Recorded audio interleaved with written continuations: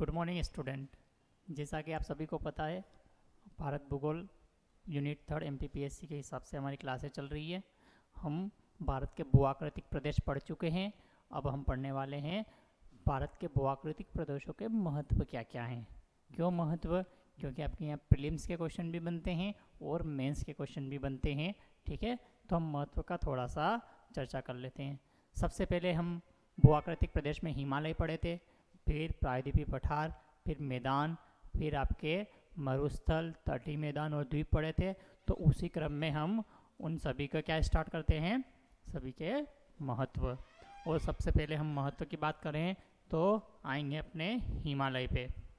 ठीक है, और हिमालय पे आएंगे तो हिमालय का क्या क्या महत्व है ये आप सभी को पता होना चाहिए। अब हिमालय का क्या महत्व है तो हमने पढ़ लिया था, हिमालय भारत के उत्तर में है भैया। ठीक है, और उत्तर में होने के साथ साथ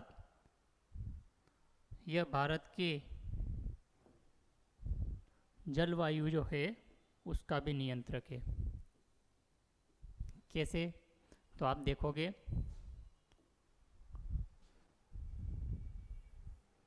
ये इसे फैला हुआ है और इस क्रम में देखोगे तो दक्षिणी पश्चिम से जो मानसून आता है उस मानसून को यह रोकता है। ठीक है, और उस मानसून को रोककर कौन सी वर्षा कराता है? मानसूनी वर्षा। और जब यह मानसूनी वर्षा कराता है तो इसी से हमारी कृषि, उद्योग और सभी गतिविधियां तय होती है। जैसे प्राथमिक, द्वितीयक और तृतीयक क्षेत्र किससे तय होता है? आपका मानसून से। क्यों? अगर ये हिमालय नहीं होता तो आपके हिंद महासागर से उठने वाला दक्षिणी पश्चिमी मानसून रुकता नहीं। ठीक है, और अगर ये रुकता नहीं तो ये हवाएं सीधा आपके चाइना तक चली जाती और भारत में वर्षा नहीं होती। ठीक है, तो कहीं ना कहीं ये उत्तरी पश्चिमी मानसून आपके दक्षिणी पश्चिमी मानसून को रोककर क्या करा रहा है? भारत में वर्षा करा रहा है। ठीक है, तो दूसरा पॉइंट क्या है जलवायु का नियंत्रक? एक तो ये हो गया मानसूनी वर्षा करा रहा है। दूसरा पॉइंट ये हो गया जब साइबेरिया से ठंडी हवाएं आती है, ठीक है, बर्फीली हवाएं, तो इन हवाओं को ये क्या कर देता है? अधिक ऊंचाई के कारण, जैसे मानसूनी पवनों को इधर से ऊपर जाने पर रोक रहा था, तो उधर से किन हवाओं को रोकता है? ये इन बर्फीली हवाओं को। ठीक है, जो साइबेरिया से आती है और ये बर्फ के तूफान लेके साथ आती है अपने, और बर्फ के तूफान के साथ साथ ये इतनी ठंडी होती है कि यहाँ की जलवायु दशाएं भी बहुत नेगेटिव चली जाती हैं। तो आपको ध्यान रखना है, हिमालय सबसे पहले क्या हो गया? जलवायु का नियंत्रक। ठीक है, दूसरा पॉइंट क्या है? जब भारत में मानसून आता है और मानसून आता है तो आपके हिमालय क्षेत्र में देखोगे आप, ठीक है, तो हिमालय क्षेत्र में ऊंचे खंडों पे बर्फ के बड़े बड़े ग्लेशियर जमे हुए हैं। वो कैसे जमे हुए हैं? तो जब मानसूनी बारिश होती है वो मानसून का पानी काफ़ी समय तक भरा रहता है, और उसके बाद जब पश्चिमी विक्षोभ आते हैं तो आपके इस क्षेत्र में बर्फबारी करते हैं और ग्लेशियर का निर्माण करते हैं।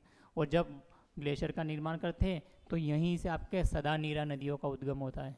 कैसे? मानसून से, बारिश से आपके नदियों को जल प्राप्त हो गया था, और अगले क्रम में शीत ऋतु आई जैसे ही, ठीक है, पश्चिमी विक्षोभ आए, बर्फबारी हुई, ग्लेशियर बन गए, ये ग्लेशियर पिघलकर फिर नदियों को जल उपलब्ध करा रहे। इसलिए यहाँ से निकलने वाली नदियाँ हमेशा सदा नीरा है। सदा नीरा मतलब जिनमें जल भरा ही रहता है, चाहे आप वर्षा ऋतु में जाओ, चाहे शीत ऋतु में जाओ, चाहे ग्रीष्म ऋतु में। फिर आप देखोगे हिमालय क्या भी है आपका? पर्यटन का। आप देखोगे आपके बड़े एक से एक पर्यटक स्थल कहाँ पे स्थित है? हिमालय में। आपके एग्जाम में पूछे जा चुके हैं यहाँ से क्वेश्चन। ठीक है, डलहौजी किसने बसाया था? तो अंग्रेजों ने बसाया था। धर्मशाला किसके लिए प्रसिद्ध है? बौद्ध धर्म के लिए प्रसिद्ध है, जहाँ पर दलाई लामा रहते हैं। ठीक है, इसके अलावा कौन कौन से? शिमला, कुल्लू, कांगड़ा, मनाली, ये सभी कौन कौन से स्थल है? पर्यटन के केंद्र है। ऐसे कैसे आप जम्मू कश्मीर में गुलमर्ग, श्रीनगर, सोनमर्ग, ये भी आपके पूछे जा चुके हैं। ठीक है, कौन सी घाटी में स्थित है? ये कश्मीर घाटी में स्थित है। तो ये पर्यटन का केंद्र भी हिमालय आपके, है ना सभी। और यहाँ खास बात है कि यहाँ पर सांस्कृतिक और धार्मिक महत्व के पर्यटन क्षेत्र भी मिलेंगे, और उनके साथ साथ इनके स्थल भी मिलेंगे। जैसे आप जम्मू कश्मीर में जाओगे तो जम्मू कश्मीर में देखते हो आप सभी धर्मों के आपके स्थान मिलते हैं। कौन कौन से? तो आप देखोगे पूछा गया है चरार शरीफ कहाँ स्थित है, आपके जम्मू कश्मीर में स्थित है, जो मुस्लिम धर्म का प्रसिद्ध तीर्थ स्थल है। ऐसे एक अमरनाथ पूछा गया है, कहाँ स्थित है, जम्मू कश्मीर में स्थित है।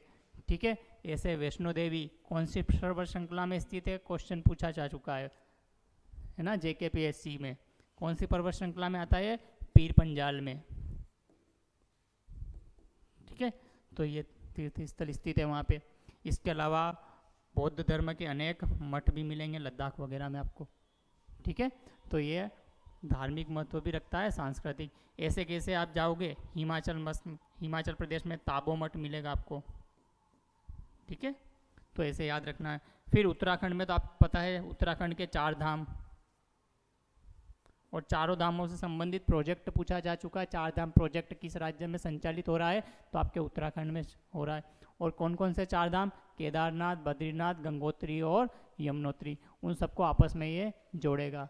और इस प्रोजेक्ट का क्यों विरोध हुआ, क्योंकि ये पर्यावरण को नुकसान पहुंचा रहा है। और इसी में आपके पर्यावरणविद का नाम पूछा जा चुका है, जिनका नाम है सुंदरलाल बहुगुणा, उन्होंने इसका विरोध किया था। तो ऐसे सिंपल क्वेश्चन आपके एग्जाम में पूछ लिए जाते हैं, आपको पता नहीं चलता है। तो ऐसे आपको यहाँ से महत्व के साथ साथ धार्मिक महत्व और पर्यावरणीय महत्व भी याद रखना है। ठीक है, फिर आगे चलते हैं हम। तो इसका उत्तर में सजग प्रेरी के रूप में भी कार्य किया है इसने, हिमालय ने। कैसे? तो 1962 के आक्रमण को छोड़ दे तो भारत के इतिहास में एक भी ऐसा आक्रमण नहीं है जो उत्तर दिशा से हुआ हो। ठीक है, कौन सा? 1962, चाइना ने, वो भी हमारी गलती की वजह से आक्रमण कर दिया था, नहीं तो अभी तक इतिहास में ऐसा कोई आक्रमण नहीं है। क्यों? क्योंकि हिमालय को पार करके कौन आना चाहेगा? आपकी सेनाएं हिमालय को पार करके भारत में प्रवेश करेगी तो क्या वो युद्ध करने के लायक बचेगी क्या? बिल्कुल नहीं। तो जितने भी आक्रमण हुए, चाहे मंगोल आक्रमण, तो मंगोल पहले तो आपके पाकिस्तान वाले से उधर वाले क्षेत्र में जाते हैं, ईरान, और वहाँ से दर्रों के सहारे भारत में प्रवेश करते हैं और आक्रमण करते हैं, सीधे हिमालय से आक्रमण नहीं करते हैं। तो इसने सजग प्रेरी के रूप में भी कार्य किया है। और आप जब राष्ट्रीय गीत वगैरह पढ़ते हो तो उत्तर में रखवाली करता पर्वतराज विराट कौन है, हिमालय की बात करते हो। ठीक है, तो ये ध्यान रखना है। फिर ये जैव विविधता का हॉटस्पॉट भी है, ध्यान रखना है। सर्वाधिक जैव विविधता पाई जाती है यहाँ पे, है ना। तो जैव विविधता जिसमें पर्यावरणीय महत्व मिलेगा। इसके अलावा जब जैव विविधता ज़्यादा है तो अनेक राष्ट्रीय उद्यान पढ़ेंगे आप। दाचीग्राम जम्मू कश्मीर में है। ठीक है, आपके लाहौल घाटी कहाँ है, आपके हिमाचल प्रदेश में है। नंदा देवी कहाँ है, उत्तराखंड में। कंचनजंगा कहाँ है, सिक्किम में है। ठीक है, ऐसे दिहांग दिबांग कहाँ है, तो अरुणाचल प्रदेश में। तो ये सब किसके महत्व है? जैव विविधता के आधार पर वहाँ राष्ट्रीय उद्यान अभ्यारण्य बनाए गए हैं। ठीक है, और वो महत्व रखते हैं अपने आप में। तो ये सब आपके प्रीलिम्स में क्वेश्चन बनते हैं यहाँ से। फिर ये क्षेत्र बागानी कृषि के लिए भी जाना जाता है। बागानी कृषि में देखोगे सेब के उत्पादन के लिए जम्मू कश्मीर और हिमाचल प्रदेश प्रसिद्ध है। ठीक है, इसके अलावा बादाम के बागान मिलेंगे वहाँ पे। इसके अलावा आपके नॉर्थ ईस्ट की तरफ जाओगे तो अनानास के बागान मिलेंगे। तो सिक्किम के आसपास चाय के बागान मिलेंगे। ठीक है, तो मुख्य रूप से कौन सी कृषि के लिए जाना जाता है? बागानी कृषि के लिए। ठीक है, और अलग अलग क्षेत्र, नॉर्थ ईस्ट में अनानास की कृषि, सिक्किम वाले में दार्जिलिंग पश्चिम बंगाल से लगा हुआ क्षेत्र है। ठीक है, सिक्किम पश्चिम बंगाल का मिक्सिंग वाला क्षेत्र आ जाता है और वहाँ पर चाय के बागान है। जबकि जम्मू कश्मीर और हिमाचल में आपके सेब के बागान है। तो बागानी कृषि के लिए भी जाना जाता है। फिर औषधि महत्व और जड़ी बूटियाँ आप देखोगे ऐसी इतनी जो इम्पोर्टेंट जड़ी बूटियाँ हैं वो सब कहाँ मिलती है? आपके हिमालय में। और इसका एक छोटा सा पौराणिक कथा से मैं आपको एग्जाम्पल भी बताता हूँ। जब आप रामायण देखते हो और लक्ष्मण जी घायल होते हैं तो उनके लिए औषधि लेने हनुमान कहाँ जाते हैं? आपके हिमालय पर्वत में जाते हैं। वो पूरा भारत क्रॉस करके, प्रायद्वीपीय भारत क्रॉस करके कहाँ जाते हैं? हिमालय पर्वत में। क्यों? वो जड़ी बूटी कहाँ मिलती है? आपके हिमालय में ही। तो आप उससे भी समझ सकते हो कि ये जड़ी बूटियों और औषधियों के लिए प्रसिद्ध है।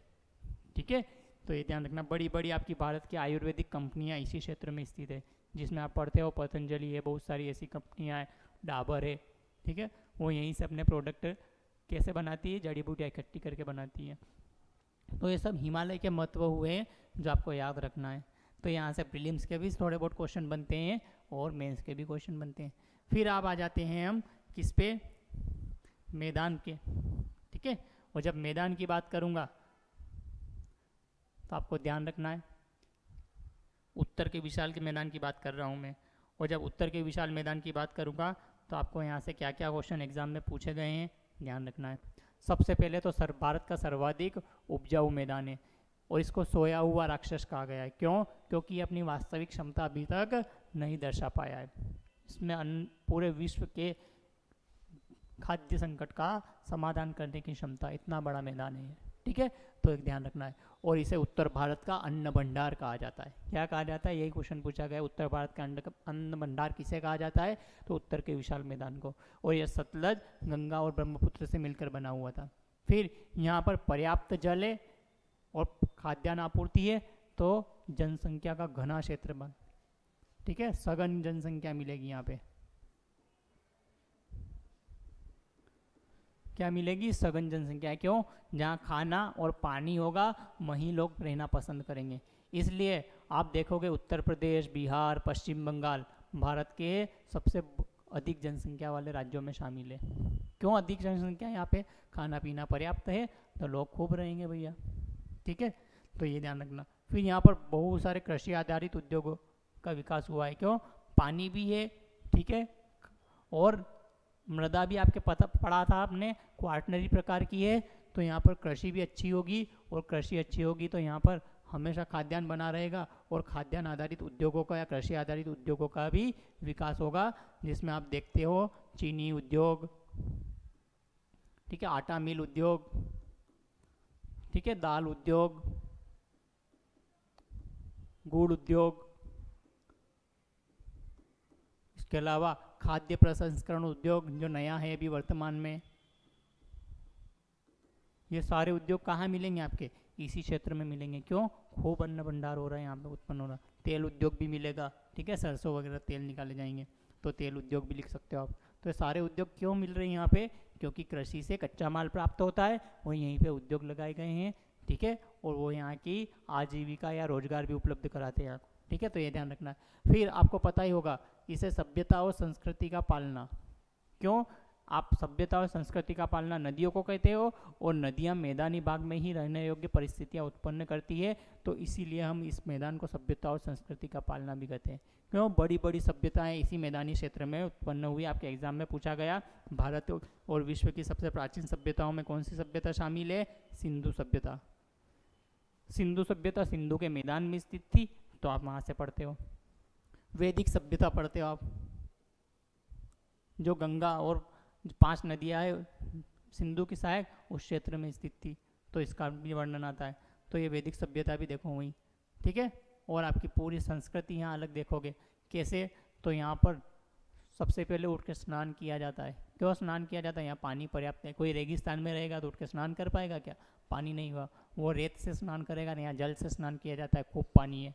फिर जितने भी क्रियाकलाप होते हैं सांस्कृतिक, सब में जल का महत्व है, तो ये ध्यान रखना है, ठीक है। जैसे गंगा जल आपने सुना ही होगा, विश्व में सबसे शुद्धतम जल, ठीक है, जो लाखों वर्षों से किसी बर्तन में भरा रहे फिर भी सड़ता नहीं है, ठीक है।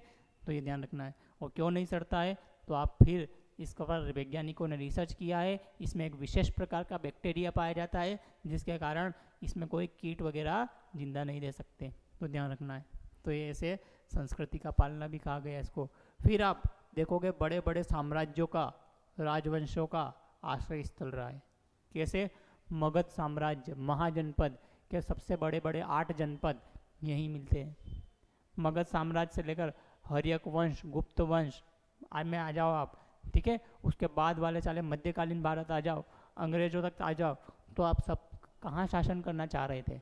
इसी मैदानी क्षेत्र में। क्यों? उपजाऊ था, सब चीज़ से भरपूर था ये, इसलिए इसको सोने की चिड़िया भी कहा गया है, ठीक है। अकेले बंगाल से ब्रिटेन अमीर बन गया था, इतना लूटा गया था बंगाल को, ठीक है।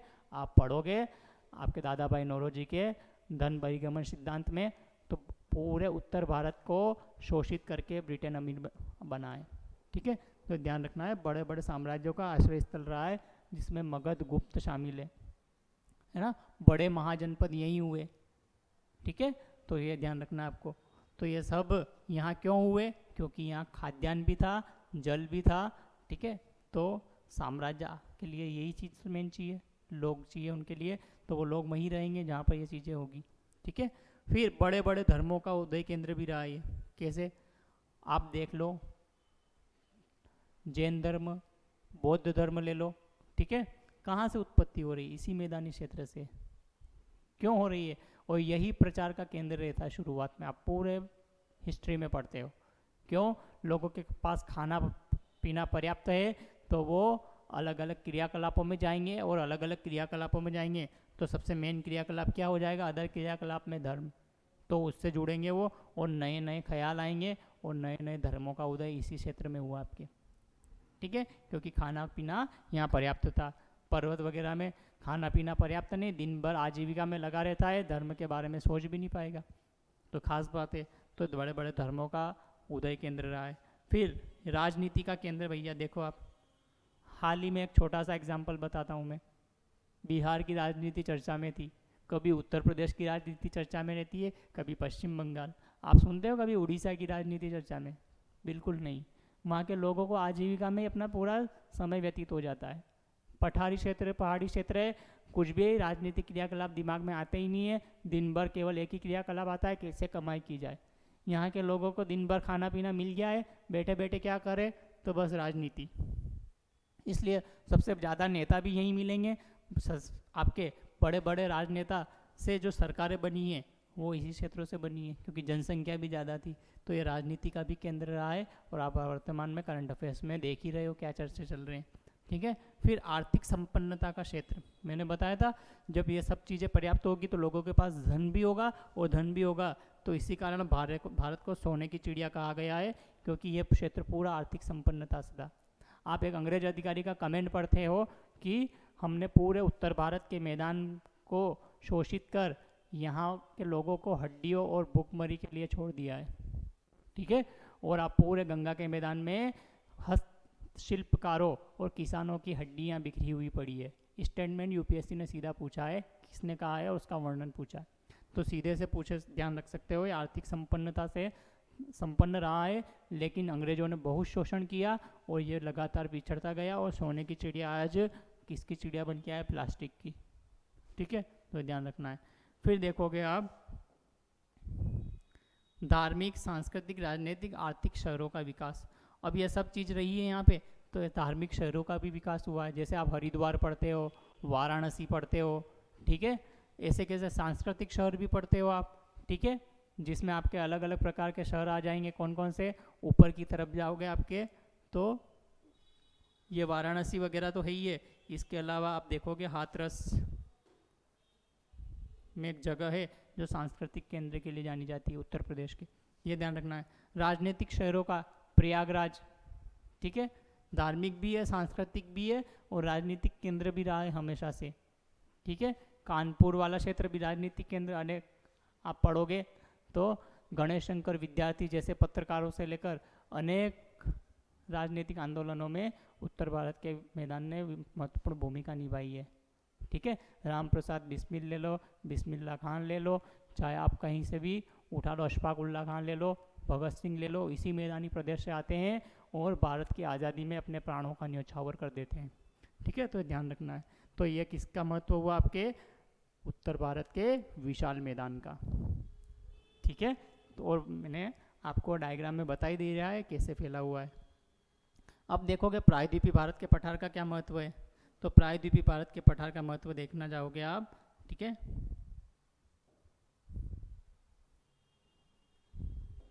तो देखोगे सबसे पहले ये खनिज संपन्नता से भरपूर रहा है। कैसे? तो आप देखोगे कि ये प्राचीनतम चट्टानों में धारवाड़, आर्कियन, विंध्यन, कुडप्पा, गोंडवाना जैसी प्रकार की चट्टानों का भाग रहा है, और ये सब धात्विक अधात्विक खनिजों के लिए प्रसिद्ध थी, तो इसलिए ये हमेशा खनिजों का क्षेत्र रहा है। ठीक है। और खनिजों का क्षेत्र रहा है तो यहाँ पर आप देखोगे आधारभूत उद्योगों का भी विकास हुआ है। तो यहाँ बड़े बड़े आयरन इंडस्ट्री, एल्यूमिनियम इंडस्ट्री जैसी इंडस्ट्री देखने को मिलेगी, जिसमें टाटा आयरन एक प्रसिद्ध इंडस्ट्री है। ठीक है। ध्यान रखना है। क्यों हुआ? क्योंकि यहीं पर कच्चा माल प्राप्त हो रहा था। फिर आप देखोगे ये जैव विविधता का क्षेत्र भी रहा है। क्यों? आप देखोगे भारत में जितने राष्ट्रीय उद्यान और अभ्यारण्य हैं या तो आपके उत्तर के हिमालय प्रदेश में मिल रहे थे या प्रायद्वीपीय प्रदेश में मिलेंगे, मुख्य रूप से मैदानी क्षेत्र में न के बराबर मिलेंगे। ठीक है, तो ये जैव विविधता का क्षेत्र भी रहा है। और उत्तर का हिमालय और ये दोनों पश्चिमी घाट देखोगे आप तो आपके हॉट स्पॉट में भी आते हैं, जो इसी का भाग है प्रायद्वीपीय पठार का, तो ध्यान रखना है। फिर यहाँ अनेक बहुउद्देशीय परियोजनाएं। क्यों बहुउद्देशीय परियोजनाएं? प्रायद्वीपीय नदियाँ जो है, हम नदियाँ पढ़ेंगे आगे, कठोर चट्टानी भागों में बैठी है, और कठोर चट्टानी भागों में बैठती है तो वहाँ पर प्राकृतिक झरने विकसित हुए हैं और जिसके सारे टरबाइन चलाकर विद्युत उत्पन्न की जाती है। इसके अलावा सिंचाई और पेयजल के लिए भी जल उपलब्ध कराया जाता है, तो ध्यान रखना है। फिर यह प्राकृतिक सौंदर्य और पर्यटन के लिए भी जाना जाता है। आप देखोगे चाहे पश्चिमी घाट ले लो, ठीक है, अरावली ले लो, है ना, सतपुड़ा ले लो, सब पे अनेक पर्यटक शहरों का विकास हुआ है। ठीक है, और वो हिल स्टेशन के नाम से जाने गए हैं सभी। जैसे आप गुरु शिखर देखते हो, ठीक है, कहाँ पे? अरावली में। पचमढ़ी देखते हो, कहाँ है? सतपुड़ा में। ये सब क्या हिल स्टेशन है जो पर्यटकों को आकर्षित करते हैं, अपने प्राकृतिक सौंदर्य के लिए जाने जाते हैं। फिर यहाँ की खास विशेषता है जनजातीय विविधता। अनेक जनजातियाँ छोटी छोटी पहाड़ियों पर निवास करती है और उन जनजातियों के नाम से यहाँ पहाड़ियों के नाम भी पड़े हुए हैं। ठीक है, और आप देखते हो अलग अलग क्षेत्र में अलग अलग प्रकार की जनजातियाँ अपनी सांस्कृतिक विविधता के लिए जानी जाती है यहाँ पे, तो ध्यान रखना है। फिर यह क्षेत्र मिश्रित कृषि का क्षेत्र रहा है।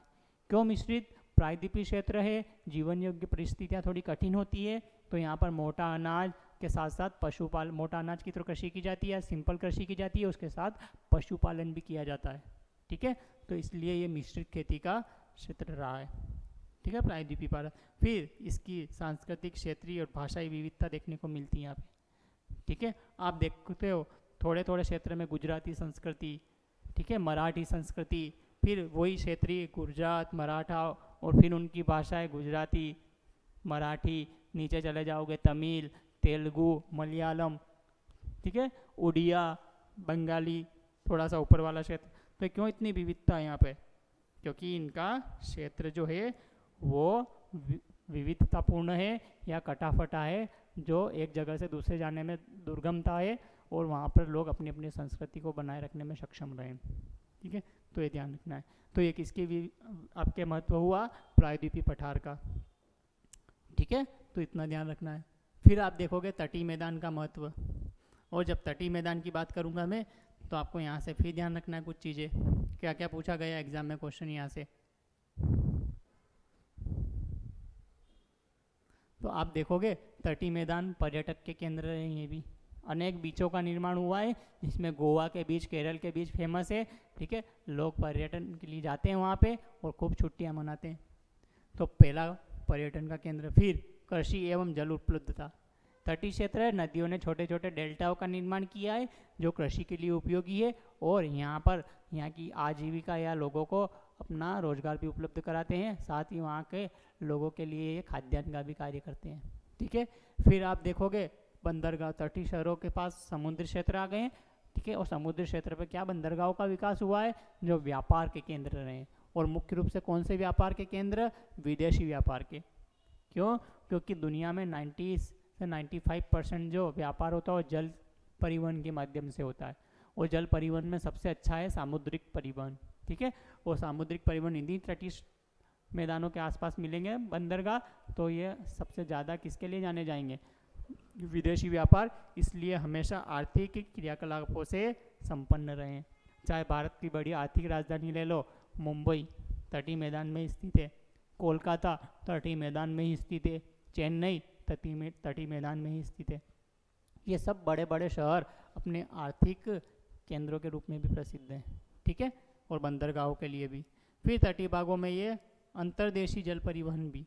सामुद्रिक परिवहन के साथ साथ जब इनमें नदियाँ वगैरह मिलती है, नहरें बना के इनको अंतर्देशीय परिवहन के लिए भी, जिसमें भारत के कुल अंतर्देशीय जल परिवहन मार्ग पड़ते हो 111 है, पूछा गया एग्जाम में, जिसमें से वर्तमान में 6 संचालित हो रहे हैं। 6 में से AW1 और 2 देख लो तो आपके उत्तर भारत में मिलेंगे, गंगा और ब्रह्मपुत्र पे। बाकी 4 आपको कहाँ मिलेंगे? इसी क्षेत्र में मिलेंगे नीचे, तो ये ध्यान रखना है। तो ये फिर ये प्राकृतिक बीज बताई दिए थे मैंने जो पर्यटन के लिए प्रसिद्ध थे, तो आपको यहाँ से ये ध्यान रखना है। तो इसका ये महत्व हुआ। ठीक है, फिर आप देखोगे आगे तो अब क्या बचा है, पर्यटन द्वीप। और वही द्वीप भी किसके लिए प्रसिद्ध है आपके, तो आप देखना चाहोगे द्वीप पर्यटन के लिए, ठीक है।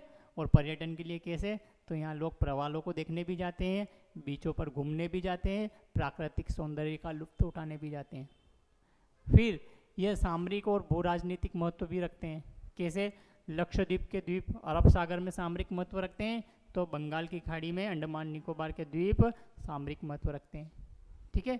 सामरिक मतलब सुरक्षा से संबंधित, ये हमारे जल जो क्षेत्र है उस तक आपको बढ़ा देते हैं, और वहाँ भारत अपनी अन्य गतिविधियाँ भी कर सकता है, जैसे युद्धाभ्यास वगैरह। तो ध्यान रखना, इनका सामरिक भू राजनीतिक महत्व भी है। और ये वाला द्वीप देखोगे तो आपके अफ्रीका से व्यापार के लिए कनेक्ट करता है, और ये वाला देखोगे तो आसियान देशों से। तो ध्यान रखना है, तो इनका आपस में महत्व भी बहुत अधिक है। फिर इनका अपने आप में पर्यावरणीय महत्व भी है। क्यों है, क्योंकि ये जैव विविधता के क्षेत्र रहे हैं वही, ठीक है। और ये प्रवालों से भी बने हैं, विषुवती वनों से भी बने हैं, ढके हुए हैं, ज्वारी वनों से भी ढके हुए हैं, इसलिए सर्वाधिक जैव विविधता और पर्यावरणीय महत्व रखते हैं, ठीक है। प्रवालों को सामुद्रिक वर्षा वन कहा गया, आपको पता एग्जाम में पूछा गया है, ठीक है। तो इसीलिए प्रसिद्ध है। फिर इनका अपने आप में आर्थिक महत्व भी है। क्यों, इनके साथ बंदरगाहों का तो विकास हुआ ही है। वर्तमान में यहाँ पर कुछ कुछ जनजाति उत्पाद भी तो फेमस है ही है, और लोगों ने अपने होटल्स वगैरह बनाए हैं, तो आर्थिक क्रियाकलाप के लिए पर्यटकों को आकर्षित कर रहे हैं, और आर्थिक क्रियाकलाप संपन्न हो रहे हैं यहाँ पे। फिर जनजातियों के आश्रय स्थल भी आप देखोगे, अंडमानी, निकोबारी, जारवा होंगे, सेंटलीज, लक्षद्वीप में भी अलग प्रकार की मोपला जैसी जनजातियाँ मिलेगी, ठीक है, जो उनका प्राकृतिक आवास माना गया है, और सरकार भी इनके संरक्षण के लिए लगातार प्रयास कर रही है। और लास्ट यहाँ से अलग शहद, ठीक है, जैसे वनोत्पाद प्राप्त होते हैं, जो यहाँ की जनजातियों के लिए रोजगार का कार्य करते हैं, साथ ही विदेशी पर्यटकों और देशी पर्यटकों को आकर्षित भी करते हैं। तो ये ध्यान रखना है। तो यह हमारा सब किसका महत्व हुआ आज, आपको ध्यान रखना है, हिमालय का, मैदान का, प्रायद्वीपीय पठार का, तटीय मैदान का और द्वीप का महत्व। सिंपल सिंपल क्वेश्चन बनते हैं यहाँ से, मेंस में भी प्रीलिम्स में भी महत्व को समझाइए, तो आपको ये ध्यान रखना है, ठीक है। आज की क्लास यहीं ख़त्म करते हैं, अगली क्लास में हम नदियाँ शुरुआत करेंगे, ठीक है। ऑल द बेस्ट आप सभी को, थैंक यू।